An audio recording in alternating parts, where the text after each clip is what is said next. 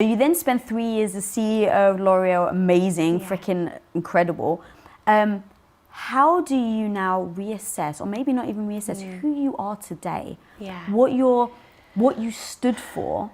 Does that still resonate? How do you evolve? Because we all have an identity, right? And so for so long, your identity was speaking out to all these women who maybe didn't have a voice, and you were finally the one that was saying, yes, we may have skin conditions. Yes, this may affect us, but we don't have to succumb to it. So you've been like the advocate for that for so long, so powerfully. Where do you go now, and how do you assess who Jamie is today? Yeah, I think that question is such a struggle for anybody who has been all in on something to the point where you're like burnt out. Exactly. And like you said, it almost becomes your identity.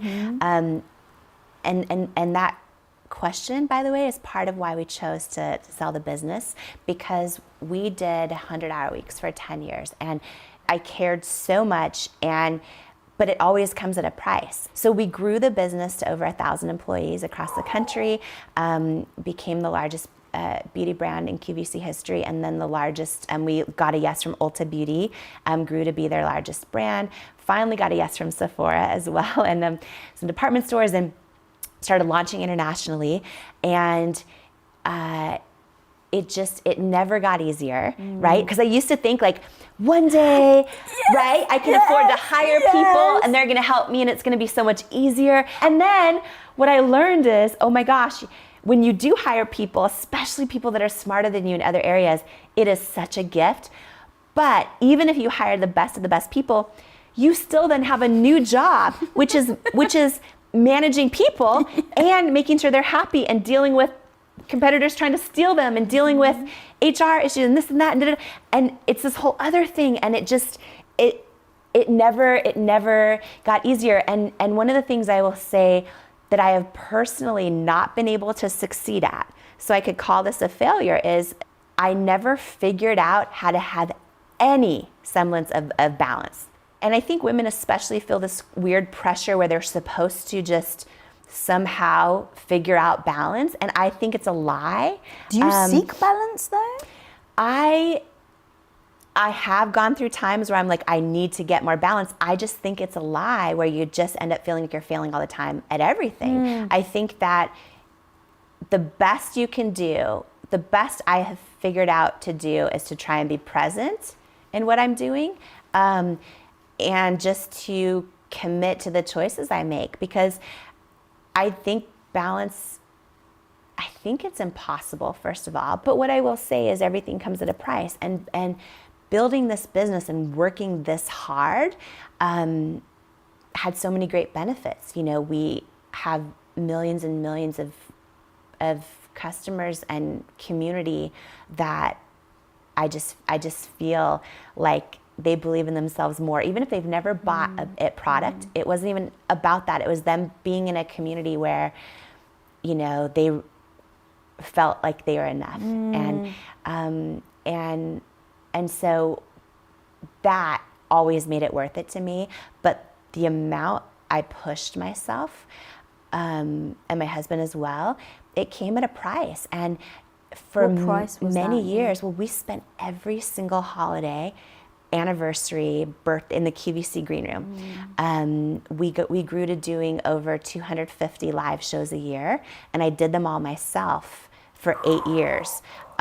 With Paulo, he was in the green room watching the numbers, figuring out the orders, figuring everything. And even when we grew to hundreds of employees, we were still working out of the QVC green room and in between shows and airings on the laptop, working on product development and doing conference calls. And it was so much. And when we grew to be really large and started launching internationally, I realized that's a lot of work to try and understand like regulatory compliance laws in Thailand and HR laws, and it's so much.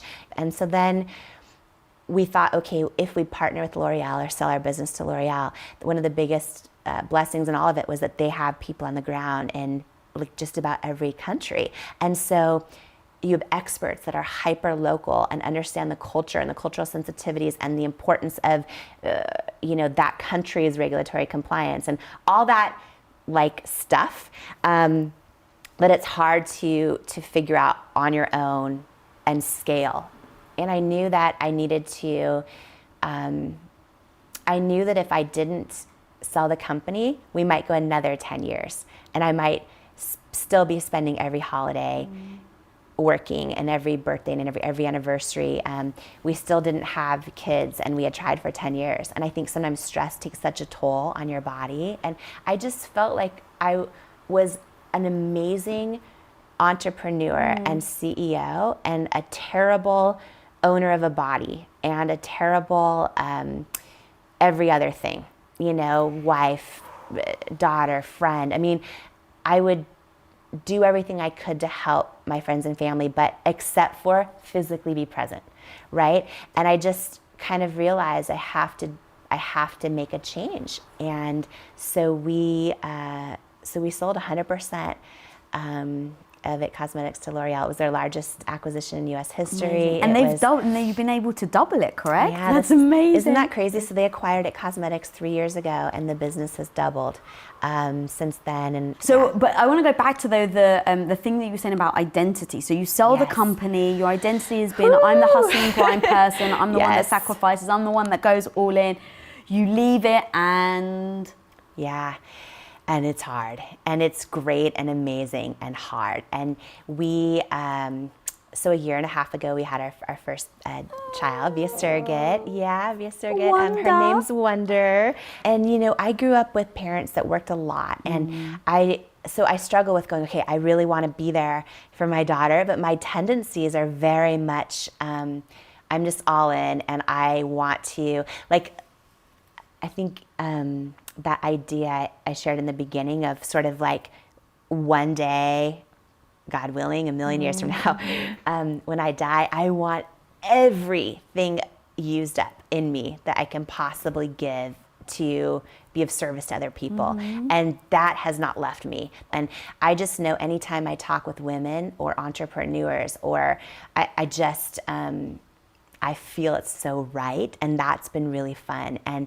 you know, for so many years, you know, lit agents and publishers would always reach out. And one year the movie Joy came out, and that year was the year all the screenwriters and stuff started reaching out about my story. But I was so burnt out, and I didn't take a single meeting. I actually said no to every single meeting for many years because I was so burnt out. And I remember hearing Oprah once say, "Don't ever write an empty book. There's too many empty books out there." And when I heard that, it was like, it scared me, and also was like a really powerful thing. And I thought, I'm never going to do anything until I can be all in, present, all of that. And so I just started taking meetings now for just how can I share my story in a way that can, you know, be of service to other people. And so anyone watching on YouTube right this second, drop in the comments, yes, we want the book. Yes, we want the book. Yes, we want the book. We're gonna have you back for that as well. But seriously, like that book, when you're talking about having, you know, giving service and really doing it for other people, like that seems like a almost like a no-brainer next step for sure. You've already done so much incredible things and impacted so many people that it's incredible and exciting to think about where you're going to go. But you've got to take care of yourself first. Otherwise, you're not going to be able to do it. So true. Taking care of ourselves is something for so long that even women especially just felt, and men, there was different types of stigmas, but people just felt like you were selfish if you did that. And it's not true. It's like the least selfish thing you can do, because you show up your best for everyone else too. And I actually like that you said men as well, because that's one big thing about this show is that, you know, we talk mainly about women because it's our own experiences, but you're 100% right on the fact that men, like if a man was like, yeah, I'm going to go get a massage and a pedicure and I'm going to go in the steam room, like I would hear about that way less than a woman. But why wouldn't they have the same type of self-care of the vessels of their bodies? Like, so I'm and really mental glad that health you said too, that. all of it. What is your superpower? As I throw it in there at the end. I feel like my intuition's my superpower, but my biggest superpower is my faith.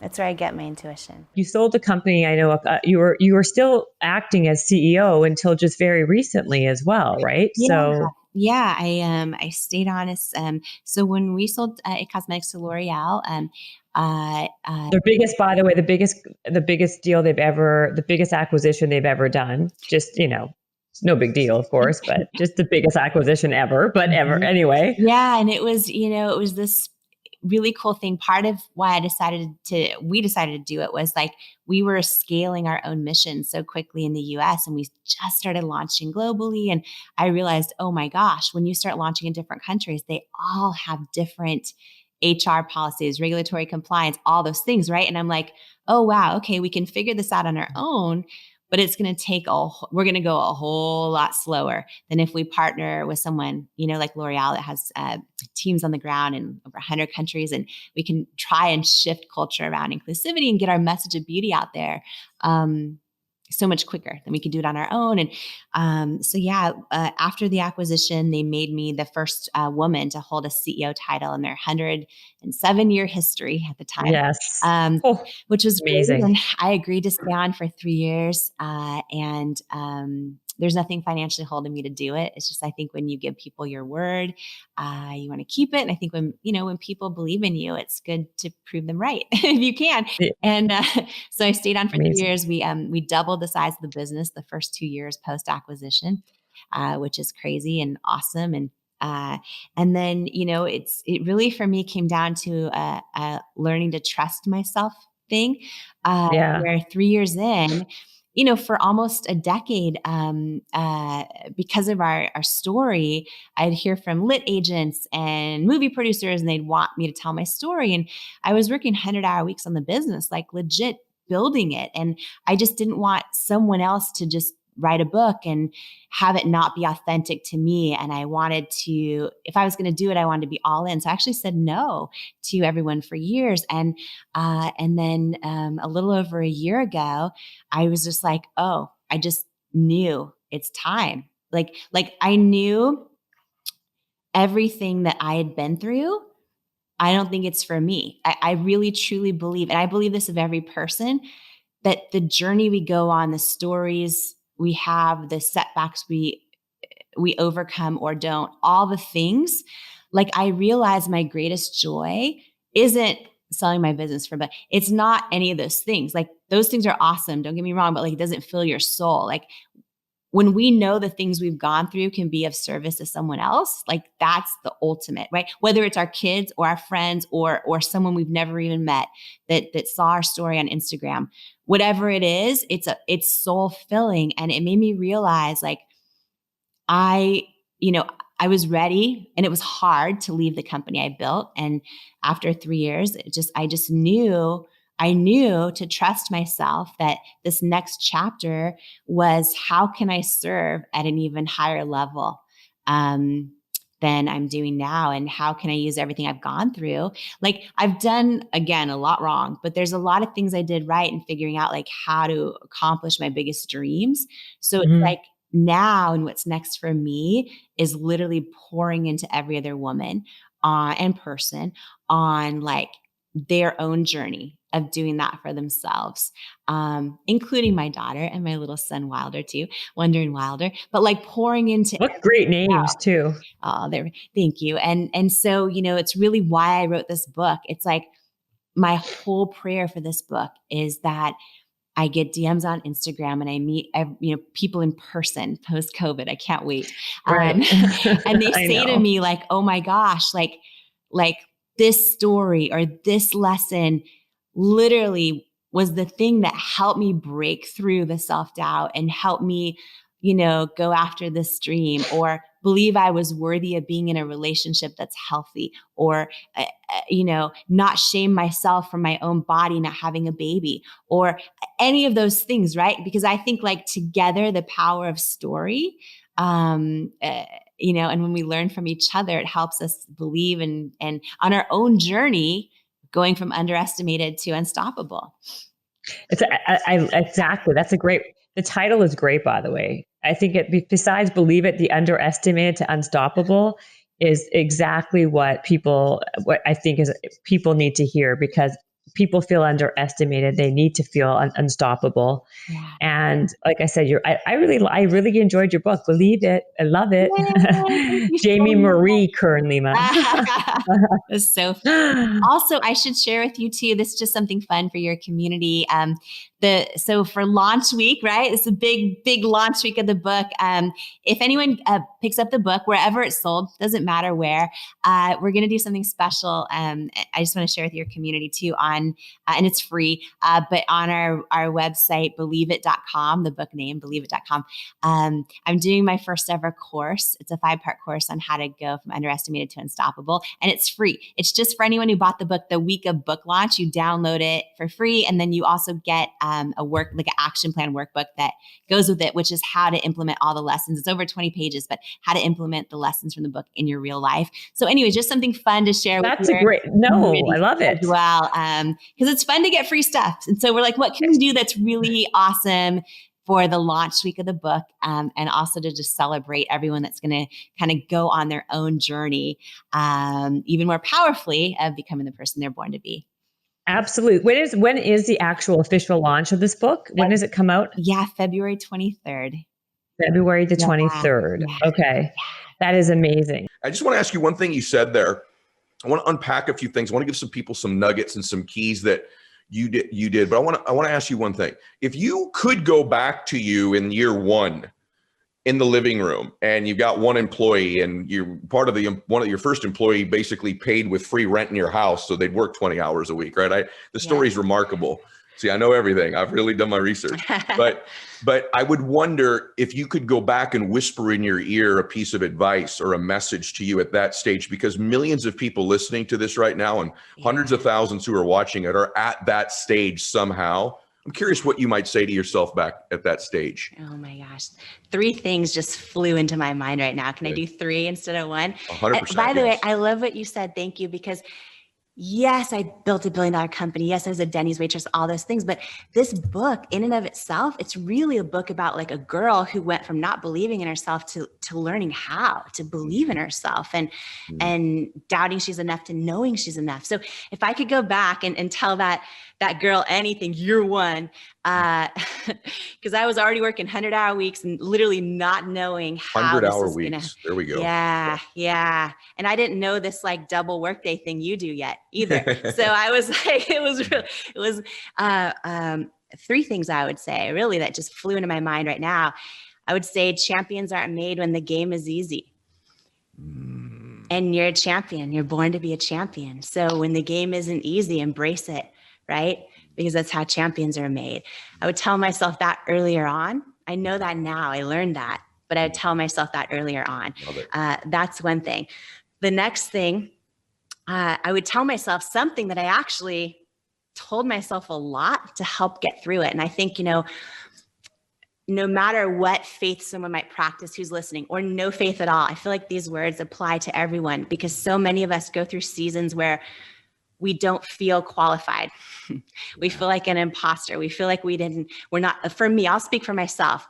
I would have feelings like I'm not smart enough. I didn't come from the right family, didn't go to the right school, don't have the right connections, all those thoughts, right? I don't feel qualified. And whenever I'd have those thoughts, like there are words I'd call on that for me would help me get through it. And it's a famous quote that says, God doesn't call the qualified, he qualifies the called. Beautiful. And I would tell myself that over and over and over. And to me, I think any of us, any person listening right now who's part of your community, it's like when we really get still and there's this like dream on our heart or this feeling in our gut that we're supposed to be doing something and you just can't shake it no matter what. I feel like that's part of your purpose and part of your calling. And if, God doesn't call the qualified, he qualifies the called. To me, it means you already have everything inside of you need, right, to accomplish your wildest dreams. And part of our greatest journey in life is learning to believe that for ourselves. And so I would tell that girl that, but that's something I had to tell myself a lot. And the other third thing that just flew in my mind is like, I learned this time and time again, that your gut is more powerful than anyone else's advice. It just is. It just is. And learning how to get still, how to turn down the volume on all that other stuff, and how to hear it, and how to hear your own gut and then trust it. To me, that's more important than how smart you are, if you went to school or not, any of that other stuff. Wow. I relate to all of those doubts. And that is so beautifully said. Thank you for giving us three, because there were three remarkable ones. By the way, we went longer than I told you we were going to, Jay, because this is so good. And I can feel people in tears. I can feel people feeling inspired. I want everybody, by the way, to go get Believe It. Whether this is, the release will be very close. If you get pre-order or order, go get it. It's available everywhere. Follow Jamie. We'll put her stuff up on social media here on the YouTube version, on the audio. Go follow her on Instagram and all the other platforms. I got two questions for you. Women, is there anything unique to being a woman? Because I'm not one. Is there anything to being unique to being a woman entrepreneur that you might impart some counsel, advice, wisdom on to women? Or is it the same exact thing as it is for men? What would you say to that? So I think there's a lot of overlaps, but I think two of the things that are a little bit more difficult when you're a woman, as you know, so many of us are raised to be people pleasers, and we are raised to not want to disappoint other people. Yeah. And, in my journey of building at cosmetics, after years of rejection, when we finally got yeses from like Sephora or QVC or the department stores or Ulta, they would often tell us things that we needed to, they wanted us, like, let's say some big trend was happening in the marketplace and they wanted us to create this whatever because it was going to sell. I got really good at disappointing people when I knew it wasn't aligned with our authentic mission of the brand. And I think that women struggle with that. I think that, and by the way, I think on the second part of this is comparison, which I'll talk about in a second as well, that I think is really even more difficult on female entrepreneurs. But sticking with your own authenticity and being okay disappointing people, being okay saying no, being okay letting people down and getting over that people pleaser element is really big for women. I think women are less likely to set boundaries, less likely to say no because they want to make everyone happy. They want to take care of everybody. So they're more inclined for burnout.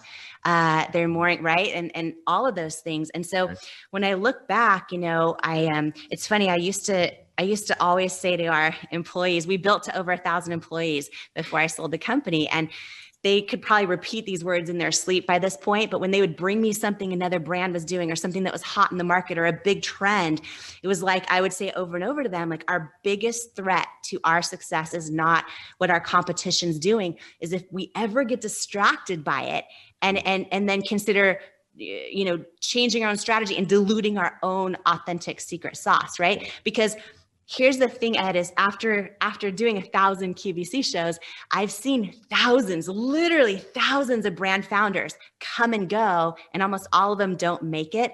And when I look at that common thread of who lasted at QVC or even who lasted in the beauty industry, it's two things. It's the brand founders that were good at saying no when the buyers wanted them to launch short-term products that made them success for 5 minutes, but diluted their own authentic brand DNA. I think women especially need to get good at saying no to and not wanting to be a people pleaser when someone's giving you advice, whether it's an expert or a buyer or anyone else, when it's not aligned with your own authentic mission.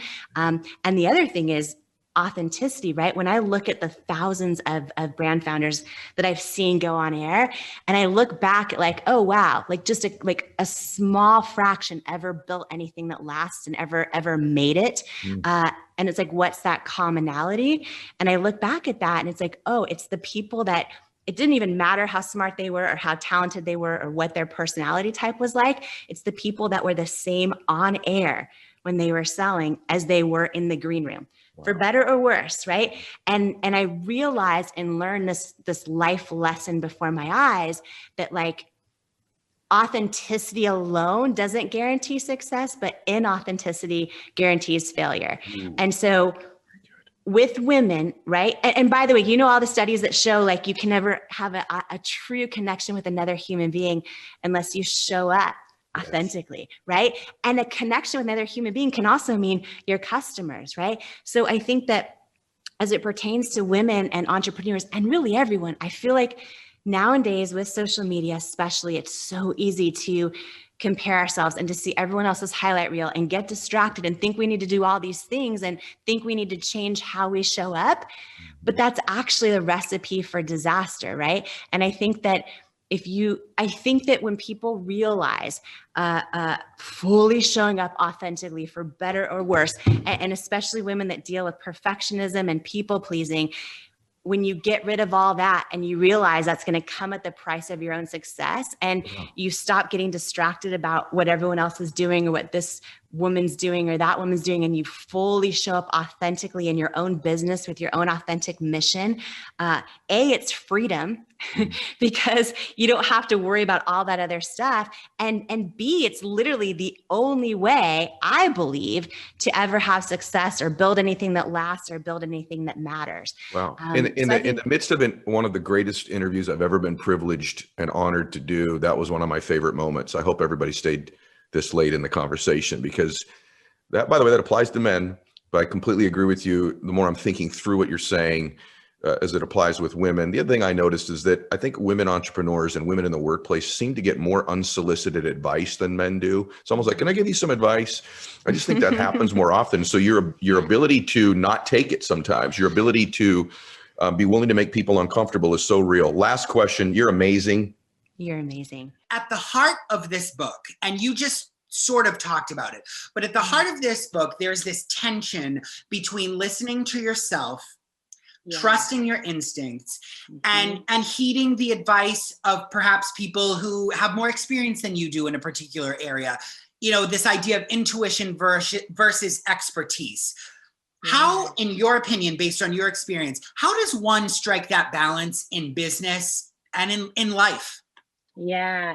Oh my gosh. I feel like that's like the defining question. For sure. Of if we end up going after our dreams or if we talk ourselves out of our own truth. And here's what I mean by that is I have the great honor now and great blessing of having so much invaluable advice from experts that's helped me a ton, that's guided me a ton. Right. But everyone has an opinion. Yeah. And, my journey, and I love this question so much because I think anyone joining us right now or watching this on the replays after who is maybe a makeup artist or a stylist or whatever it is, and they're doing their own business. My journey was years and years and years of everyone, especially in the beginning, saying that what I was doing, that I needed to change what I was doing if it was going to work, right? Yeah. So I have skin condition called rosacea, which is hereditary. There's no cure for it, and it's really bumpy and red. And I was in what I thought was my dream job in television news. And I would hear my earpiece from my producer. There's something on your face. There's something on your face. You need to wipe it off. And it was the makeup breaking up. And long story short, I started like an obsession trying to find something that would work, and nothing did. And that's really what sparked the idea for It Cosmetics. But when I launched the company, there was really, this was pre-YouTube when I first launched it, and nobody was showing real people yet, right? Yeah. And so I had this like vision. What if I show how the product actually works on my bright red bumpy skin? And what if I have models all ages, shapes, sizes, gender identity, skin tone, which was revolutionary. Yeah. And I was like, and so then I thought, this makes so much sense, right, Brian? Like intuitively, and I believe every one of us, every person with us live right now, everybody watching this, every one of us has a knowing inside our own gut. I believe it's always right. And I just sat there and intuitively, I would say to the buyers at all the department stores and the beauty retailers that were telling me no, I would say to them, and even QVC, all of them, for 3 years, they all told me no, I wasn't the right fit. I needed to change our packaging. I couldn't use models that were real people or it would never sell.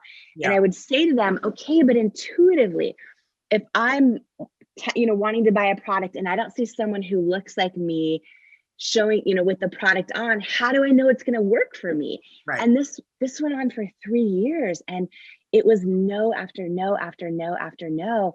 And I think every one of us, no matter what journey we're on, has somebody look us in the eye and tell us, no, you're not the right fit. You're not enough. You don't belong. You need to change who you are if you want us to carry your product. Mm. And I feel like sometimes experts give feedback and it's a gift and it's helpful. And a lot of times it's not. And I think our life comes down to learning to hear our own gut instinct and say, is that right for me? Is that advice right for me? Is that a gift? Should I apply that? Right? And a lot of times I would say, oh yeah, that was good. That was good. I didn't realize the font in my packaging wasn't big enough. I didn't, those things. But other times, and this was 3 years, and like we got down to under $1,000. Everyone knows the highlight reel, Brian. Everyone knows, oh, you know, this girl sold her company for $1 billion. It Cosmetics today is the largest luxury makeup company in the country.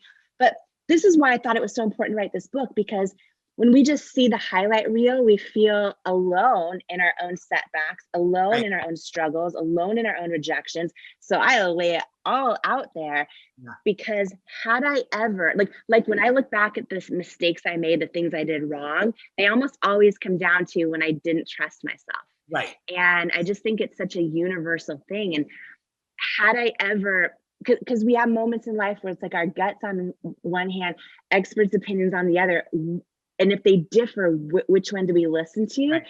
The defining moments of how It Cosmetics turned into $1 billion company are simply come down to decisions where I didn't listen to people who told me to change what I was doing, even if it meant I could get into their stores. I trusted my gut on the journey. And that's also what made all the difference. Like, you know, even L'Oreal for a long time said to change different things in our meetings, and some of them were so valuable and so helpful. But when we eventually became part of the L'Oreal family, I think why they acquired us is because we were doing stuff so different from all their other portfolio companies that it was, we complemented, right? So anyways, trusting your gut, I think, is the victory in life, not the outcome of your company. Yeah. If you were a brand new entrepreneur starting today, what are the first 3 things you do to kind of build your brand in what might seem like a crowded space? Yeah, because right now there's no barriers to entry, right? So, and that has pluses and minuses. Pluses and minuses. So the pluses are you can get in there for free and you can start right away direct to consumer for free in any area, any space. The minuses are it's so crowded, right? Okay, 3 things I would do. I would throw your ego out the window. That is the best advice. Right? Completely. Because I have seen so many people not make it because their own ego and the things they choose to spend money on, the things they think the way they think they need to show up on social media, the way that all that kind of stuff. Like at the end of the day, I would throw your ego out the window. I'd be ready to be super scrappy. I talk about so many of the most honestly, they're embarrassing stories, but I just feel like that's how I feel like I had to share them and believe it, because that's how we know, like, oh, I'm not alone sitting in my living room trying to tape my phone up to the thing, not being able to afford my $1 hot dog from Costco. Like, I wanted to share it all, right? Like I talk about using my middle name to be head of PR. Like if this were today, Brian, just to share it. So I couldn't afford to hire anyone for years, right? So I used my middle name, Marie. She got her own email address, marie@itcosmetics.com. And she was head of PR and head of customer service. So like if this were today, Marie would be like, oh my gosh, Brian Underwood, great news. Our founder is available for an interview. We see you have a Glam Hive panel coming up. Like Marie would pitch you, and Marie got ignored all the time. Marie got rejected. Poor Marie. She was a hustler though. But I would say no ego. I would say whatever you do, know your truth, know your why beneath the why. Do that work now. I don't know if you caught the beginning of our segment together, or you can go back and watch it later, but I talk about how important it is to know why you're doing, but not just the why that we always hear thought leaders talk about. Know your why. I talk a lot, and I wrote a whole section about this, and believe it, in the book, on how to peel back the layers and go deeper. Yeah. Because for me, if I hadn't done that work early on, I wouldn't have made it through the 3 years of rejection, of everyone telling me no, of all the beauty retailers telling me no. So really knowing your why beneath your why. I have so much to say. Another big one is if you are in the beauty space, or really any space, protect your IP early on and get your formula ownership early on, before the manufacturers care about you and don't want you to go anywhere else and won't give it to you. like early on, do all the unsexy stuff that gets your that gets your foundation in place, that you can stand on, from your IP ownership to your trademarks to your formula ownership. Get that stuff in place, because when you try to do it later, when people are actually making money off of you, they do not want to give it to you, and then that creates problems. The last thing I'll say, sorry, I could do like 500 things on this, is just don't ever get distracted by what other people are doing. It is so tempting to do it, but the second you worry about what someone else is doing in your space, and you're tempted to dilute who you are, Lose that magic. You lose the magic. All the research shows you create a barrier of disconnection between another human being or your own customers. We think we need to show up as our representative. We don't. That's the barrier. It's like, F all that. Show up as you fully are. It's more freeing, it's more fun, but it's also your superpower. How did you get your job? AKA, how did you find yourself doing the work you're doing today? You know, I always, since the time I was little, Nathan, I always sort of knew I would be an entrepreneur one day. I thought that, like, I would, save candy that I would get at a holiday. And then I would think, how can I sell this? And so I always kind of had that inkling. But then I actually thought growing up that I would do something totally different. I would sit in my living room and watch Oprah every day as a little girl. And I thought, one day I'm gonna share other people's stories with the world. And so, growing up, I kind of had my sights set on that. And I did all kinds of jobs, from waitressing at Denny's to pushing grocery carts in the parking lot, and all those things, slicing meat in the deli. And I eventually landed in what I thought was my dream job, which was anchoring television news and sharing people's stories with the world. And like so many entrepreneurs, I had a big problem happen that I couldn't solve. And I kind of had this big aha moment where I was like, oh my gosh, if there's hundreds of companies out there that do this and none of them work for me, like, what if I just try to figure it out? And so, now everyone sees, It Cosmetics, the company that I started in my living room, as this sort of like billion-dollar brand. But how it really started was, I was thinking I was in one dream job, thinking I would stay there forever on television news. And I learned this big lesson that sometimes knowing when to go after a dream, or I should say when to let go of a dream, matters as much as when to go after one. And I was just, I was anchoring the news every day and live on camera. And I developed a skin condition called rosacea. So for me, like my cheeks, my forehead, my nose, everything would get really, really red and bumpy. And so I started, spending my whole paycheck on makeup products. And I tried everything out there, from the most expensive stuff to the least expensive, and nothing would work. And there was one moment, Nathan, that was sort of the pivotal moment for me, which was, I was live on air, and all of a sudden I hear in my earpiece from the producer, there's something on your face. There's something on your face. You need to wipe it off. You need to wipe it off. And I'm live over the airways, and I glanced down into my little compact mirror off the side, and I knew what it was. It was that the makeup was kind of breaking up, almost the way, like, if you imagine clay in a desert starts to crack. It was like cracking on my face, and the redness, the bright red skin was coming through. And my producer had no idea what it was. He just thought, like, wipe it off, get it off.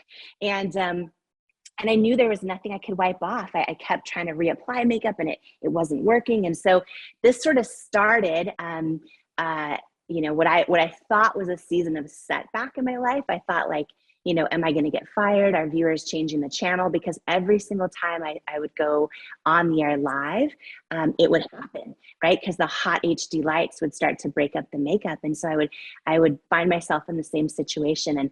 And it was, and then I realized, like, okay, if I can't find anything out there, and there's hundreds of makeup companies, I can't find anything that works for me, there must be so many other people out there that maybe have just given up on makeup or feel like they've never found anything for them. And so, for every person who is a founder or an entrepreneur listening right now, or maybe someone who hasn't taken the leap yet, but they're listening and reading Founder because they know they want to one day, I want to share that, because this is really important. It's easy to see the outcome and the success story, but for a long time, Nathan, I had this idea, like, what if I launch my own company? What if I do it? And my gut told me I was supposed to do it. Like, I couldn't shake that feeling. But for a long time, I didn't do it because my head was sort of talking me out of it. I would think things like, oh, but you're not qualified, and you don't have any money, and you don't have any connections, and you know what I mean? And so many people, I'm sure, have already tried to do it. And if there's nothing that works, what makes you think you can? And just all of those thoughts that we tend to have. And when I look back now, I am so glad I listened to my gut and went for it and took the big chance, even though it was much harder than I could have imagined. Because I think so often in life, our gut's telling us one thing, but then our head is telling us another. And our life comes down to which one we listen to. So. Yeah, wow. What a crazy story. I'd love to talk about the sale because you said, you'd met with L'Oreal 3 times. So how long did it take? So you launched, was it 2009 on QVC? 2008? 2010 on QVC. Yeah, September of 2010. September 10th, I think. September 2010, though. And we were acquired by L'Oreal in 2016. So they paid $1.2 billion cash. But that wasn't the first offer. It was how it happened. So the real truth is there were so many things I think that I did wrong growing the business, so many things that thankfully I did right. And one of the things I was never able to truly figure out for myself was how to not become totally burnt out. And like meaning I drove everything so hard, including myself. I was so burnt out for a number of years. I actually, not to end the interview on a down note, but I'm just going to keep it so real because I have so much respect for every founder and every person with big dreams on their heart. And if sharing this helps someone feel less alone, then it's worth it. But the truth was, I think I know I became completely addicted to work. And my husband did as well. And so we were in this spot where all of a sudden we had all of this amazing growth. We had 7 million paying customers in the US. I mean, everything was spreading. It was beautiful. Our team was so much smarter than I am. It was like all of these parts were so incredible from the outside. But on the inside, I knew I was burnt out. I knew that, and my husband was too. We were both doing 100-hour weeks. I felt I was living by this feeling of I've got to strike while the iron's hot. Almost like a version of imposter syndrome where I couldn't believe this was happening to me. Like after so much rejection for so many years, like processing that all this success was happening, I was like, oh, well, maybe it's going to come crashing down at any second. So I've got to keep striking while the iron's hot. And I drove myself so hard and was so burnt out. And there was a moment that I remember where, my husband had called. I looked at my cell phone, and in that moment when I looked at his name on my phone, I equated it automatically as a work call. And I had realized that everything in my life revolved around work. And while I hope and believe I was really good at building a business and leading a team and all of this and loving our customers, obsessing about our customers, I also realized I was not a good steward of health or of a marriage or a body or any of those things. And so in this moment of realizing like, oh, we're super addicted to work. I think if I continue to live this way forever, I will regret it and miss my whole life. And so we were considering, do we go public? But in knowing that all of my friends who have gone public say like, oh, it's even more work. Like now you have your earnings calls and you have everyone shorting your, you have all this stuff going on. So I was like, okay, I think we need to partner, be acquired or partner, because we were starting to launch internationally. We had launched into Sephora in Southeast Asia and Australia and Thailand. And we were launching from our team, trying to do it everywhere, which I realized like, okay, we can figure this out, but at a much slower pace than if we partner with someone like L'Oreal that has teams on the ground in over 100 countries. So, we'd started taking exploratory meetings. L'Oreal reached out first, actually. Oh no, that's not true. I sent their head of US luxury a big product basket because I'd heard her give a talk.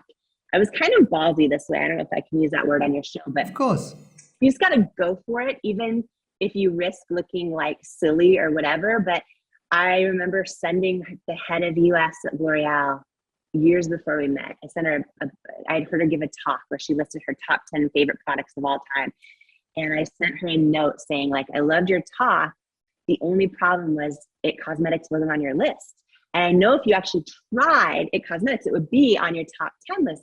And so I wrote this whole thing and sent her a package, and I didn't know if she ever got it. Well, then fast forward, it must have been a year or so, she reached out for a meeting. And I was like, oh. So right away, I thought L'Oreal wants to buy us, like right away. But then I didn't realize it would be 3 years of the meetings escalating to Paris and everyone involved. And they always ended in a no and not the right fit. And so we did lots of different meetings. And then eventually we got really far along in the process, in the acquisition process with L'Oreal. And they made us an offer for the first time. And it was wild because after years of them saying no, they made us this amazing offer that, like, when I saw it, I mean, I couldn't even fathom. When I was a waitressing at Denny's, I couldn't have even imagined an offer like that. But what happened that was so serendipitous and grace-filled for us is the moment they finally made an offer, something was happening in the beauty space where another brand was up for sale, and everybody that didn't get that brand came after us. So all of a sudden, we had all these other inbound offers coming, and this was all. So we brought on Goldman Sachs, and we actually did a process. And for L'Oreal's initial offer, we said no. So, and by the way, I didn't even know I knew how to say the word no. I only knew how to hear the word no. But we said no, and then because we were getting other offers that were larger, and so then they came back with a way bigger offer that we felt really beyond amazing about, and we said yes. And so it was 2016 when they bought 100% of this little company I started in my living room, and it was wild. It was they paid $1.2 billion cash. They made me the first woman to hold a CEO title of a brand in their 107-year history at the time. And I gave them my word. I didn't have anything tying me to this financially, but I gave them my word I would stay on for 3 years. And I kept, by the way, even after all this, I kept working 100-hour weeks. Like, it was just like my nature. Like, but we doubled the size of the business the first 2 years post-acquisition. And then at the 3-year mark, I made the decision, because it's like such a well-oiled machine now, you know what I mean? Like, and I made the decision to write my first ever book called Believe It, and just it's really stories about how to go from underestimated to unstoppable. And I'm kind of in this place now where I'm so grateful to be talking with you, because I think when we can use all of the challenges and struggles and real stories and learnings and lessons we've been through to hopefully save someone else at least one night crying themselves to sleep, or money or time, I think that's when it becomes even more fulfilling and purposeful that we've had the kind of journeys, even not just the ups, but also the downs. It makes them so much more purposeful. And so I'm honored to be here with you and sharing all of this today. So. Yeah, wow. What an incredible story. Are there things that you do maybe to take care of yourself, invest in maybe even your faith? Yeah. I mean, so the first thing, and this is actually Oprah's advice, and it's so true, Love is it. we all need to learn how to listen, how to get still and actually listen to ourselves, right? And if you think about this, this is hard for people. There are so many people, and when a lot of people do a 5-minute or 10-minute morning routine where they meditate or pray or whatever. And it's like, I even remember, and this still happens to me to this day, that when I meditate, I'll all of a sudden catch myself going through a to-do list in my head, or this or that, right? It is a journey. It's a journey of learning, but we have to take that first step and make it a daily practice. And again, it could be 5 minutes where your phone is nowhere near you. Your computer's nowhere near you. If you live with someone else, they're nowhere near you. and I don't even let my puppies come in. I literally shut myself, usually in my closet. I sit on the floor and just take that 5 minutes and really try to get still. Just try to get still and listen to who you are and connect, right? With your faith, with your creator. For some people, it's with the universe, right? But let's just get still and just start, because you have to build that foundation. And it builds over time, and it's a life journey. It's a life journey. And 2 thoughts to share with you. I've never shared 95% of the stories and lessons in this book, personally, professionally, I've never shared before. And one of the things I talk about is the journey of faith. And, I was raised going to church, and I literally, my parents are going to be mortified when they read this, but I grew up sitting in church pews because I had to every Sunday. Literally nothing the pastor said resonated with me. I didn't understand the words, how the words were written when the Bible was written.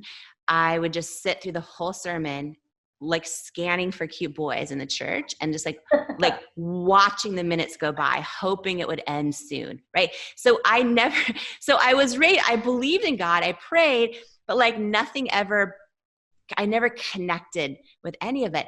And then as I went off to college, and I was working as a Denny's waitress to pay my way through school. I started meeting lots of different types of people, and I eventually went to graduate school in New York and met people from all walks of life, all different countries and backgrounds, and and so many people that I started meeting did not believe in God, and they only believed in things that you could prove and see and touch and feel, for which faith is not required. And a lot of their science-based arguments made a ton of sense to me. And I went through a season in life in my early 20s, early and mid 20s and late 20s, where I really started to doubt God existed. And it kind of freaked me out, but I would pray, and then I would feel like I'm inauthentic because I'm praying, and yet I'm not sure God exists, right? And this was a few years, and it started to really affect me. And then, while I found out I was adopted, and I was like, I don't even know where I come from. I don't know who my parents are. I don't know if God exists. And I went through a really tough season in my life. And I was raised, the families I was raised in the Seattle area, they never went to therapy or counselors, nothing. If there was a issue or problem, they just either didn't talk about it or just figured out how to deal with it.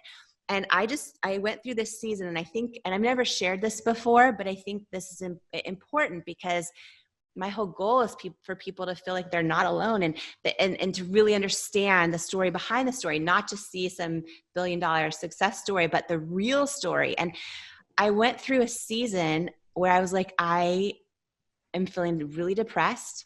I started having panic attacks, and I was like, I have to do something about this. And I didn't even tell anybody in my family. And I started seeing a therapist. I was working as a news anchor in Portland, Oregon.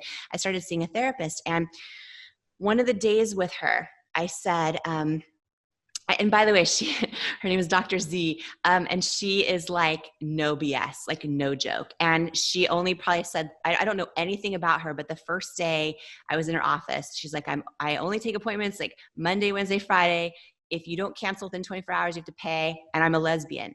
And I'm like, okay. And I figured that she must have had experiences where that mattered to people, but I was like, okay. Anyhow, she ended up being this angel in my life. I don't remember how long I had been seeing her for. She helped me with panic attacks, with depression. She helped me get through all of that. And one day I told her, I said, I'm starting to doubt God exists.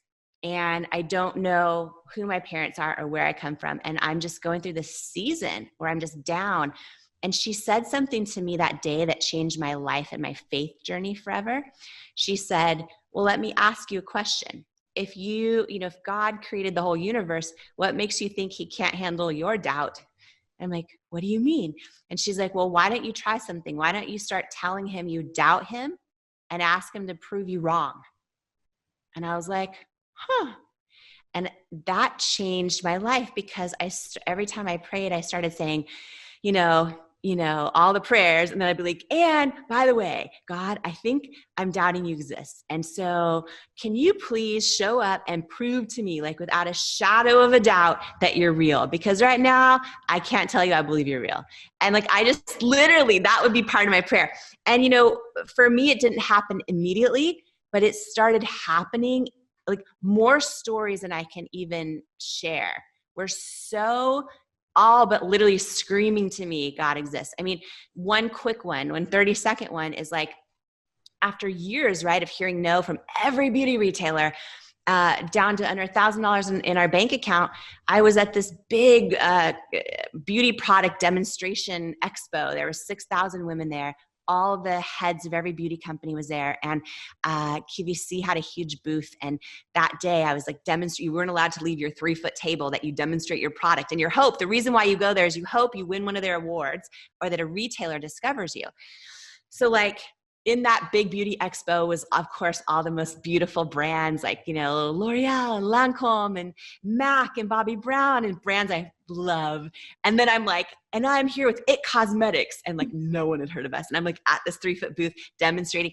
And that day, a woman came up to me and said like, and I was just talking to thousands of women. So I wasn't even paying attention. I didn't even realize that she was a QVC host. I didn't know this at the time, but she came up to me and was talking about the product. And then I snuck off and tried to meet the buyer. And anyways, long story short, a few hours later, this woman came back to me at my booth and she says, hello, my name is Miss Lisa Mason and I'm a QVC show host. And I think your product is amazing. And I think our QVC customers would love it. And I just want you to know that I just marched myself over to our head buyer of QVC. And I told her, we need this product and we need to give this young girl a chance and all this thing. And I was like, and I looked at her and like tears started streaming down my face. And I think I freaked her out because and she's like, oh, honey, I don't have any decision-making power. Like, I think your product's great. And I told the buyer, and I was like, thank you. And she didn't know what I knew, which is that I was years into rejection, no money, not knowing what I was going to do. And fast forward, she's the reason we got a meeting with QVC, right? Then they launched us. They gave us one shot on air in 10 minutes. And I knew if we didn't sell and hit their sales goal, we'd go bankrupt because we had to pour every penny we had in this one shot. And they paired me with her for that opening airing. And then she retired from QVC. And then we go on from that one shot, we finally got a yes. And we did 5 more shows that first year and 150. And we built up to doing over 250 live shows a year on QVC. And what's wild about this is, they said no for years. They said, we're not the right fit, we're not the right fit for them or their customer.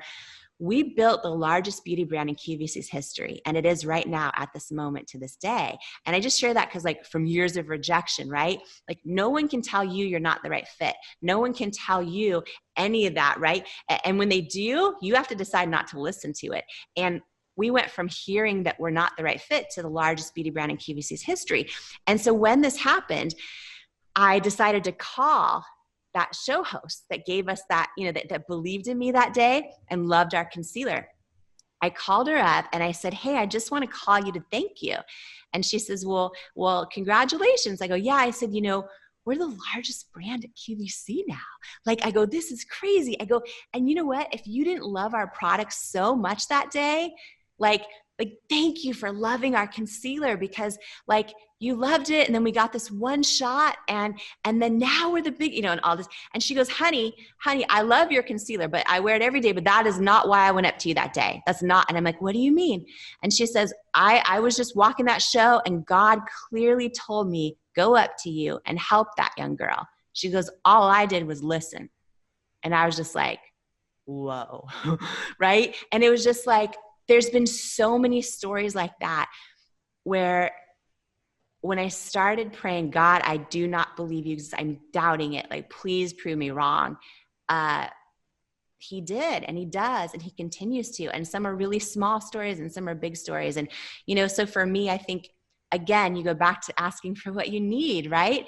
Authenticity. I started praying that. And I feel like, that, and then also just the journey of asking that from my birth mom, all of that. I think that, I think it's all woven through in everything that we experience that allows us to kind of step into who we are.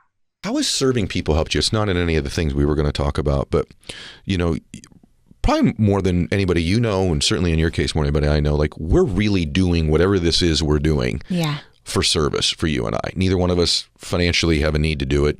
I gave away all the proceeds from my book. You're doing the same thing. Yeah.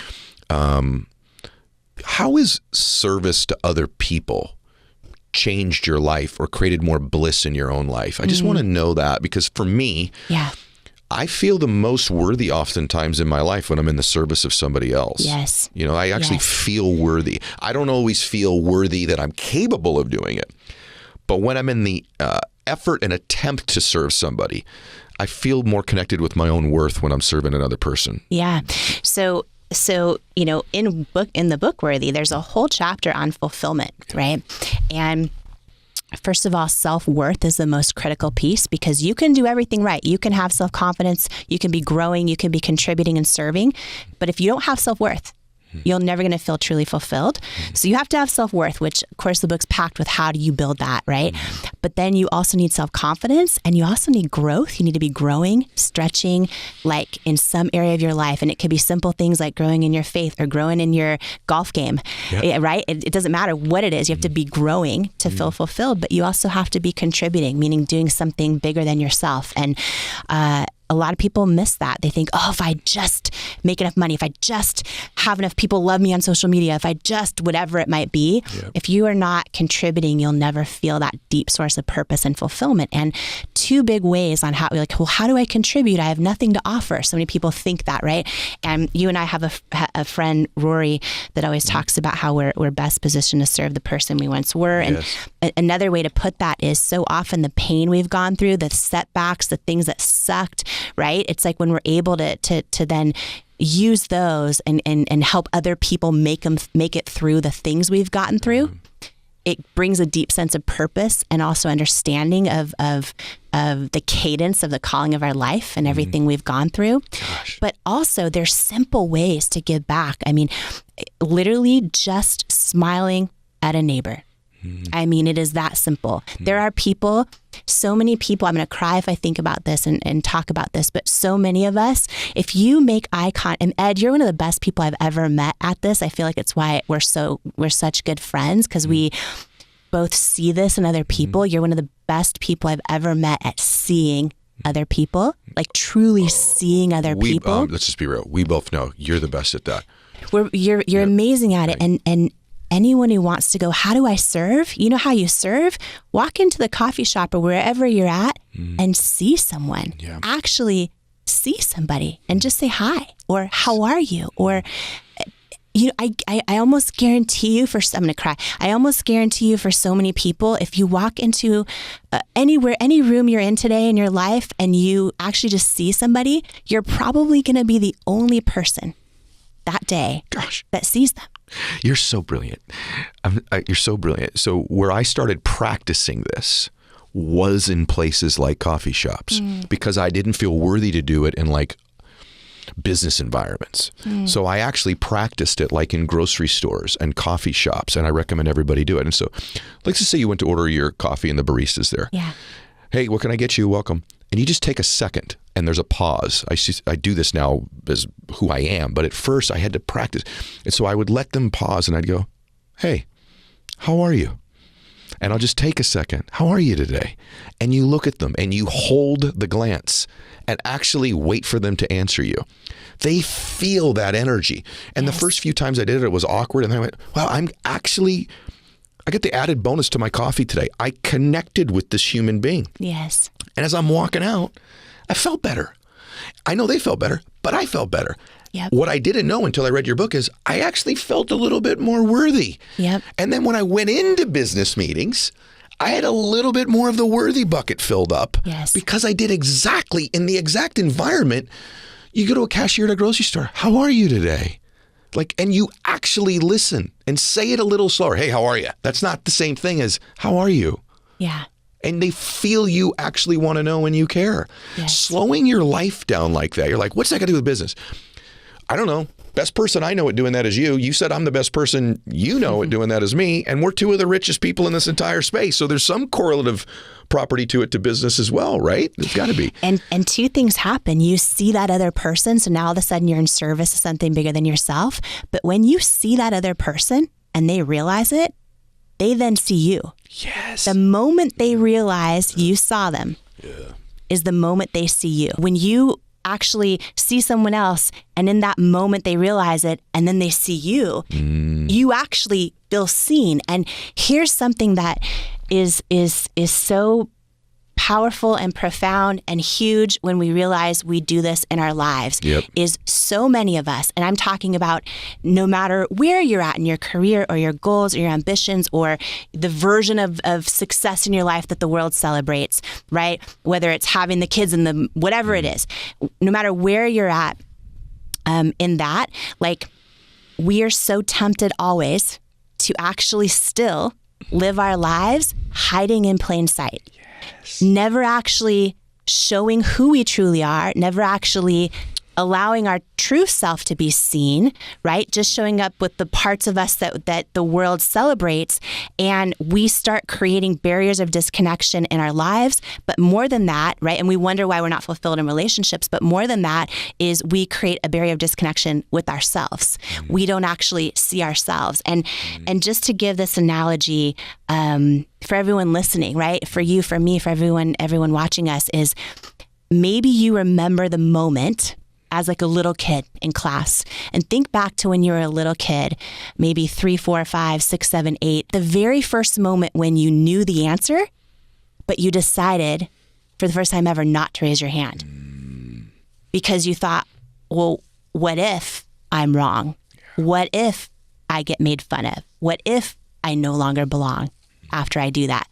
And that is for so many people, the moment that self-doubt starts to set in, the moment we become aware of these things, the moment we start to shrink our self-worth and our self-confidence. And so that moment we start hiding in plain sight. And then what does that look like today as an adult? For a lot of people, it looks like, oh, you're on a Zoom meeting with your team and you have an idea, but you don't raise your hand. You don't share it, just in case it sucks, right? It looks like, oh, you're the boss and maybe you're crushing it and you're hitting numbers every single quarter, but you actually have some novel ideas to innovate and move your company or your industry forward, but you're not going to do them because you're scared to take a risk, right? Because you're crushing it now. That is hiding in plain sight. It looks like maybe you're the extrovert that walks into the room and can entertain everyone else, but no one actually knows what you're really dealing with. Yes. Right? You're hiding in plain sight. That's the most profound thing. You said that the other day. I do feel like people hide in plain sight. Yep. By the way, ask yourself, am I doing that? Yeah. Am I playing small? Am I shrinking? Do I not raise the proverbial hand in so many moments in my life when I could step forward and take my power? And to add to that too, Ed, is when you ask yourself this, right? What are the ways you're hiding in plain sight in your life, and it might be in work, it might be in your romantic relationship, it might be in your friendships. Do you know how many people feel like they've got to play a part to fit into a friend group? But then they feel lonely because those friends actually don't know them for who they truly are. There's so many ways we're hiding in plain sight so often in our lives. And the most important thing you can do is not just identify it. And I take you through so many exercises on how to do this in Worthy, in the book coming out, which you can pre-order now and get a special live Zoom with Ed and me if you do it. Worthybook.com/Ed. That's right. And it's going to go away. So do it now. But I go deep in this because the most important thing is not just to identify in your life all the ways you're hiding in plain sight, all the ways that self-doubt is impacting your life, but then to identify what is hiding in plain sight already cost you in your life. What does it cost you in your goals and dreams? What does it cost you in the depth of connection you have in your relationships and in your friendships, right? What does it cost you? Mm-hmm. And then when you really go through the work of going, what will it cost you 5-10 years from now if you don't change? And you start really opening your eyes. We're always wired as human beings to avoid pain. And when you really do the work here and you understand what it's going to cost you, what it has cost you, what it will cost you, that pain will be greater than the pain of, you know what? I might get rejected, I might lose some friends, I might be embarrassed, people might not get me, but I'm not going to hide anymore. Yeah. I'm going to show up and I'm going to be seen. Like not just the parts of me I think I need to be, but like the true parts of me. I am so blessed to have friends like you who sharpen me all the time. That is so, so, so important. And also, you don't need to hold out for a hero in order to go after your dreams. You don't need it. It's an excuse. It's a lie. It is an indication of unworthiness to believe that we need somebody else before we're enough. Or once that, person shows up and I'm married, then I'll be enough. Once I have kids in my life, then I'll be enough. Once I get that dream mentor, then my business will take off. All of it is a lie. It's a lie that leads to self-doubt. And it's why I wrote this book, because it's packed with truths that wake up worthiness. Because when you don't soar to the level of your hopes and dreams in life, you always will plateau at the level of your self-worth. And when you get that right, it changes everything. And by the way, I'm getting so fired up, not to go into the personal growth world or anything, but so what I realized is so much of the work you hear thought leaders doing around overcoming limiting beliefs, you might have a limiting belief that you'll never make a lot of money, or you're too young or too old, or whatever it might be. You can do all the work of overcoming those limiting beliefs. But if you do not do the work on overcoming the limiting beliefs about worthiness, it does not matter, because you can accomplish everything again and go, okay, I believe I'm smart enough now. I believe all the things. Those are building your self-confidence. If you don't do that innate work of building your worthiness, then you'll sabotage all the stuff that you bring into your life. You've done such amazing things with It Cosmetics. And I know, we've talked a little bit about it this year. We're working on, inspiring people to go after 1 million dreams together, to help each other, all of that. And I think it's so easy to look at somebody like yourself and say, okay, you took something from scratch. Literally, you and your husband, Paulo, started in your living room and you eventually sold it for over $1 billion. It would be easy for people to say, oh my gosh, she probably wanted a cosmetics company when she was 2. Maybe she started when she was 5, right? But that was not necessarily the dream to start with. Tell us a little bit of how this blossomed. Yeah, it wasn't the dream at all. And I get messages every single day, usually on Instagram, saying, did you get lucky? Did you have connections? It's like, no, none of that. And I realize so often we just see the outcomes of things when they're, or the highlight reel. And that's why I'm excited to do your show and also just write this book. Cause I think sharing the real journey helps everyone else when they're launching their own dream, or maybe they're scared to go after their own dream, helps them feel less alone. So yeah, one thing you've talked about in one of your shows about this idea of sometimes our setbacks become our setups. Yes. That's really what happened to me when I launched this dream in my living room. And just to share a little bit about that, just for anyone in your community listening right now, especially if like they're they're in the season of setback or in the midst of a setback. Right. That's really how this whole thing started. So I thought I was working in my dream job. And, since I was a little girl, I always would, sit in my living room and watch Oprah. And I always thought like, oh, one day I'm going to share other people's stories with the world. Like I always want to do that. And I was working in television news as a news anchor, and thought I was in my dream job. And I started going through a season of setback, what I thought was a big setback. I got a skin condition called rosacea, which my skin is bright, it gets bright red with bumps everywhere. Sometimes it feels like sandpaper. And so I went to the dermatologist and I learned there's no cure for it. And I'd be anchoring the news. I tried all the stuff to try and calm it down, but I'd be anchoring the news and often live. While I'd be on the air in my earpiece, I would hear from my producer, there's something on your face. There's something on your face. You need to wipe it off. You need to wipe it. And I knew. Which I'm sure totally helped you to focus and calm down, right? Yeah, absolutely. Yeah. Well, and then it's like when we go through these times, I started this kind of season of self-doubt where I would, like, my inner critic got so loud, and I would be live anchoring the news thinking things like, am I going to get fired? Am I losing our viewers, changing the channel? I went through this whole season, started trying to find any makeup product out there. I never had even an interest in going in creating a beauty company. But I started, trying every product out there, and none of them would work. And I had this kind of moment where I had this kind of this gut feeling. Like, I think when dreams start to brew in us, or when there's like a seed planted in us where we have this dream, it kind of started that way, where I was like it was like a little inkling, like, wait a minute, if I could figure out how to launch it, how to create a product that works for me, I bet it'd help a lot of other people. Yeah. And then I would kind of like silence that dream, and my head would take over.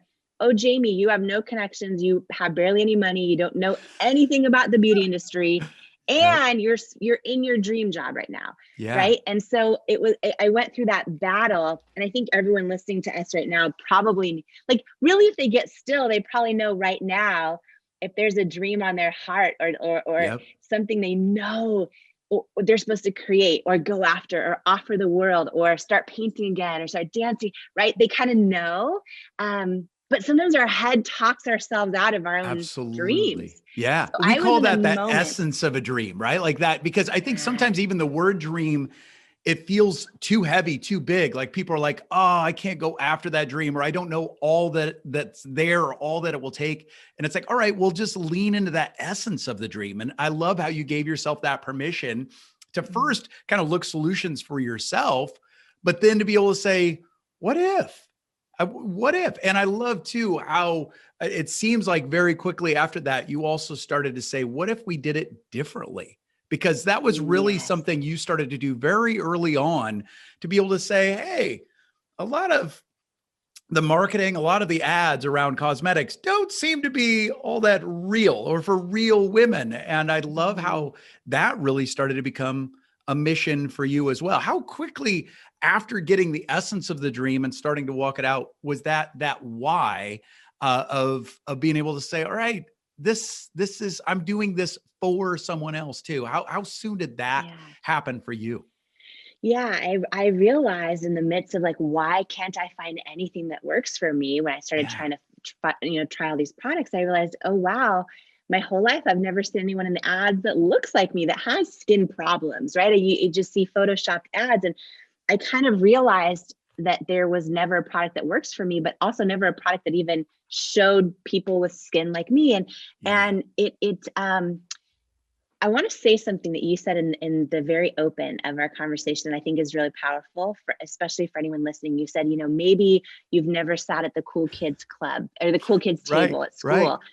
And I just want to say, for anyone who feels like they don't fit in, or they maybe don't belong, or they're not like everyone else, I really believe, Mitch, that can be your superpower, because I think like I came into this beauty industry and I didn't fit in, and I was not, I mean, I didn't realize launching this company how it would be 3 years of being told no from all the retailers, and that because everyone sees, oh wow, because today at this moment that you and I are talking right now, It Cosmetics is the largest luxury makeup company in the country, which is insane. It's because amazing. for 3 years every beauty retailer said, no, you're not the right fit. Women won't buy makeup from models that look like that. On and on and on. Change your packaging, change, right? And I think that why we eventually were acquired by L'Oreal for so much money is because we ended up doing something so different that like and unique and odd, that didn't fit in, but that people connected with, that it ended up being valuable to them.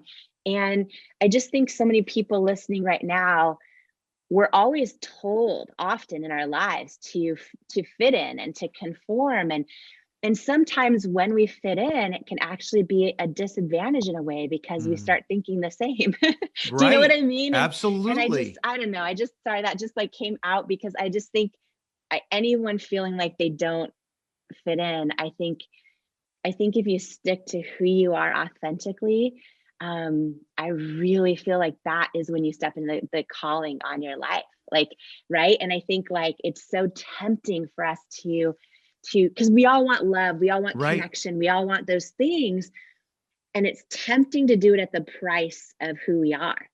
And when I look back at this journey, about turning a dream into into something that impacted now millions of lives,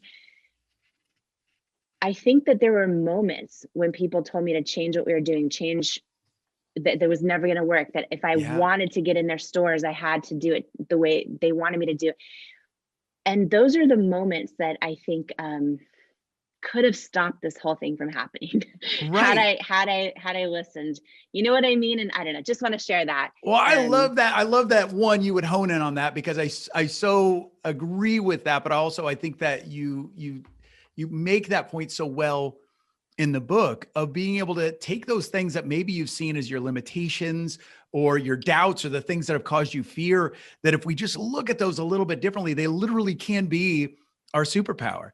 And I agree with you. I think, I mean, especially with the story, and I confessed to you before we hit record that I've not worn your makeup. I'm not an expert on the cosmetic industry, all of those things. But what I love about your story, and the more that I've dug into it, it truly is, obviously you've put together an incredible product, but the way that you've gone about it and doing it differently, which I think in some ways you had to like bolster yourself. You had to push through those no's. Those no's made you even more like, I don't know if it's the right word to say solid, but to be able to say, hey, we are choosing this. We are not doing this by accident. We are not doing this because it's easy.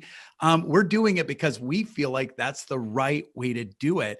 And that's bolstered you to help you then navigate the storm. And I do want to say that, some people might hear this and go, oh my gosh, they went from their living room to selling the company to L'Oreal for $1 billion. It's like, oh, that's an overnight story. It's all those things. You guys, we're talking about hundreds of hours a week, working hard, paying yourself very little to nothing, and really fighting for this dream, which I think is also beautiful. And you've also surrounded yourself with incredible people. Now, I've gotten some questions from listeners. We're going to go after those in just a second. But one of the things is, I think what I loved about your story is that, so many things about your story, but you got the essence of the dream. You started to experiment. You saw the need.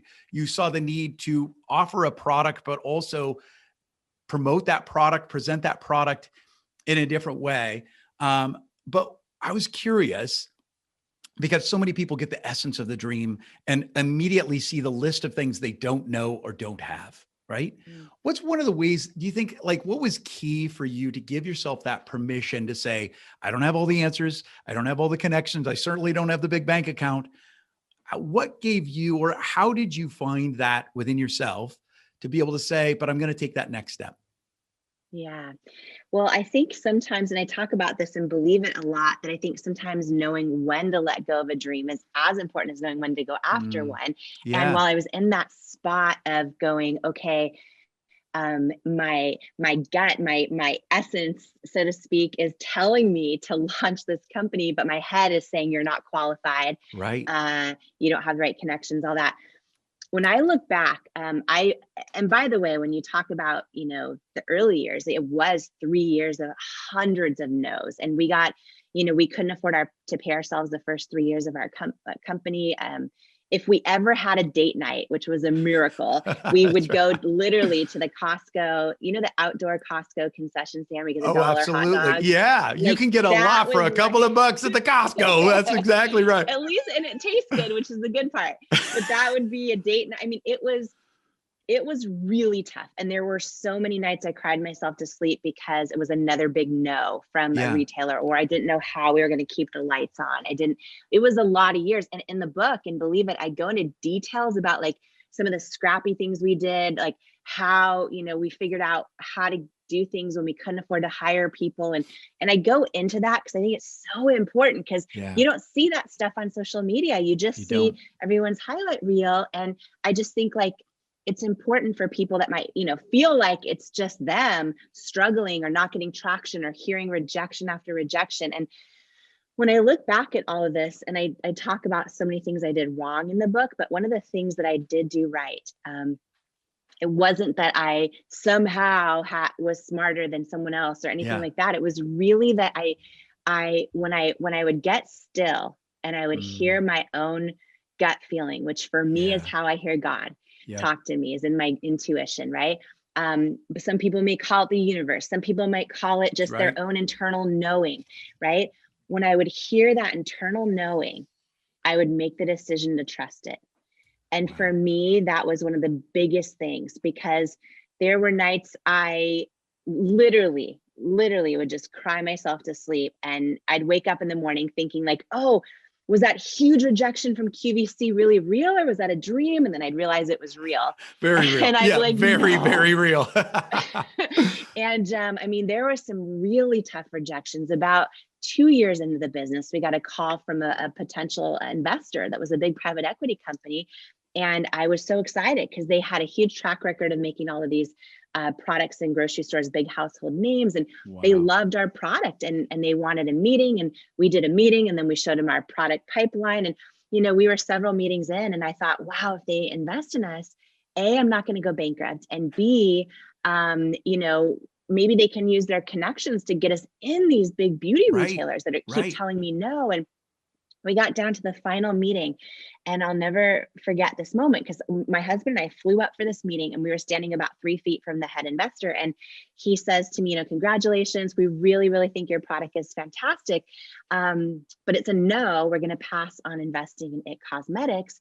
And we want to wish you all the best. And when I said, okay, can you tell me why? Yeah. Because feedback is usually a gift. And he was literally about 3 feet from me in person. And he says, do you want me to be really, really honest with you? And I said, yes, please. And he said, I just don't think women will buy makeup from someone who looks like you with your body and your weight. Wow. And I remember, Mitch, in that moment, here's the thing. So 2 things. One, I went out in the car and cried later, but I instantly felt, like a lifetime of self-doubt and body Yeah. doubt. All those things kind of flood my body. But I'll never forget this moment when he was saying that to me. Of course it hurt. Yeah. But when he said, I just don't think women will buy makeup from someone who looks like you with your body and your weight, I got this feeling inside, and I can remember it like it was yesterday, that just said, he's wrong. Yeah. And I actually never got mad or it was weird. When you talked about the why earlier, because we all Yeah. identify, it's so important to attach a why to any dream. But I did the work early on of identifying like, really, why am I doing this company? And it wasn't just to create a great product or to solve my own problems or to help other women, which was certainly all those things, but I wanted to shift culture in the beauty industry. I wanted to create a business where if I ever were going to make it, I wanted to use models that we're all different ages and skin tones and skin and sizes and skin challenges.